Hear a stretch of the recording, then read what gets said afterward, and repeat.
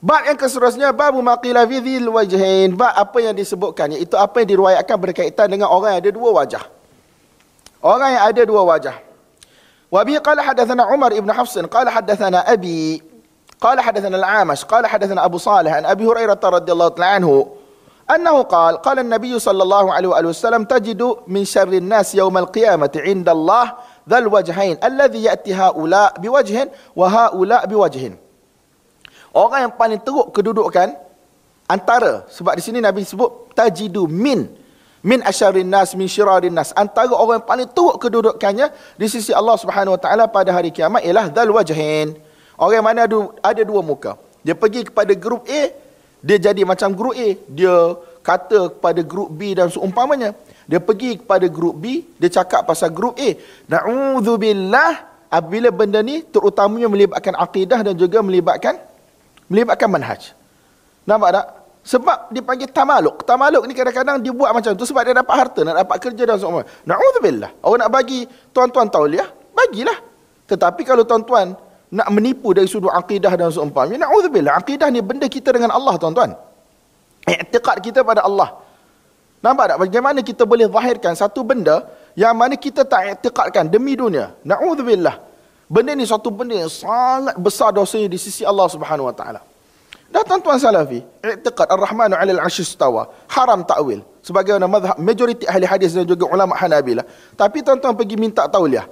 Dia kata, "Apa i'tiqad engkau pasal Allah Subhanahu wa taala istiwa atas arasy?" Takkan tuan-tuan kata, "Oh, harus takwil." Na'udzubillah. Fasik.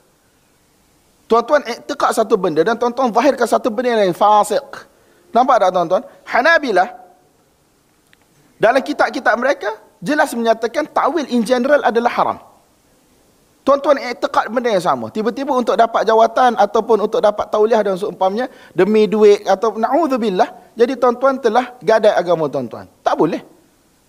Lainlah kalau tuan-tuan memang i'tiqad bahawasanya takwil pun boleh, tafwid pun boleh. Itu cerita lain. Tetapi kalau tuan-tuan firm dengan satu benda, tuan-tuan tak boleh buat benda yang mana bertentangan dengan firmnya tuan-tuan.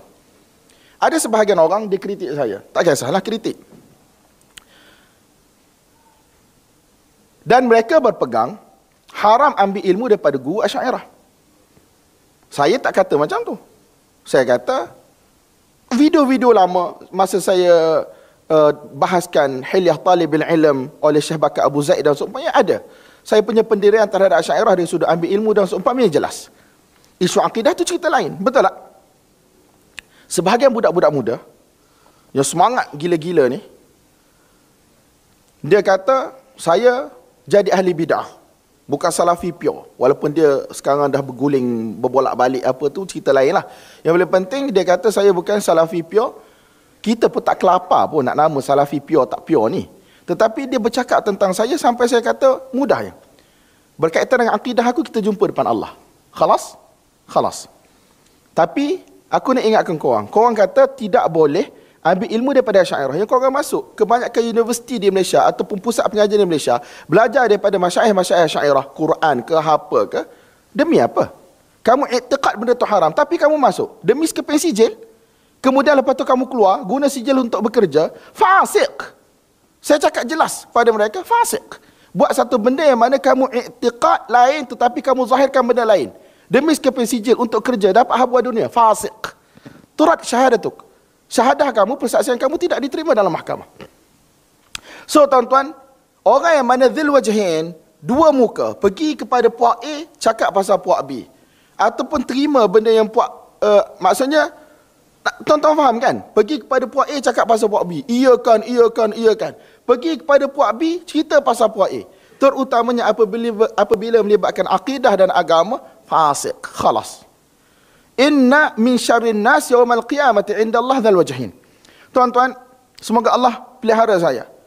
Bila saya duduk di madrasah, ada orang bawa cerita pasal saya. Tapi bagus ustaz-ustaz kami, mereka tidak akan sekali-kali buat keputusan tanpa tanya. Periksa Sahih Muslim, periksa oral, Syafawi. Budak masuk seorang-seorang. Bila saya sampai depan ustaz, saya tidak ditanya berkaitan dengan Sahih Muslim, saya ditanya berkaitan dengan akidah saya.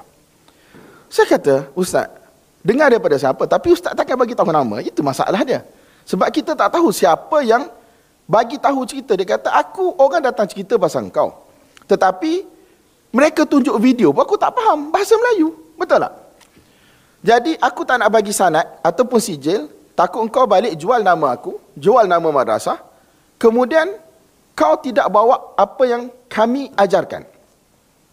Saya kata, saya dah dengar, saya dah belajar. Nak bagi sanad, tak bagi sanad, itu terpulang pada ustaz. Sebab kita bukan berhajat kepada sijil tu untuk kerja pun. Dan, iyalah saya dapat nombor 1 lah, tak apalah. Saya bukan nak cerita saya dapat nombor 1, tapi kalau ustaz tu tak nak bagi, ustaz-ustaz lain akan tanya, kenapa sampai tahap tak nak sign sijil apa semua kan? Saya kata, kepada ustaz saya itu jelas. Nak bagi, tak nak bagi, sudah. Tak apa. Dalam kes yang lain, saya dipanggil masa nak ambil hizab periksa, Mufti Zakaria dan juga Maulana Harun. Tanya, aku ada dengar pasal kau sekian.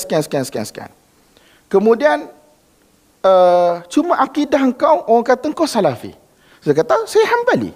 Berada di madrasah tuan-tuan yang mana berpegang dengan akidah Maturidi. Saya kata, saya Hambali. Khalas. Kalau nak buang, tak nak buang, sudah.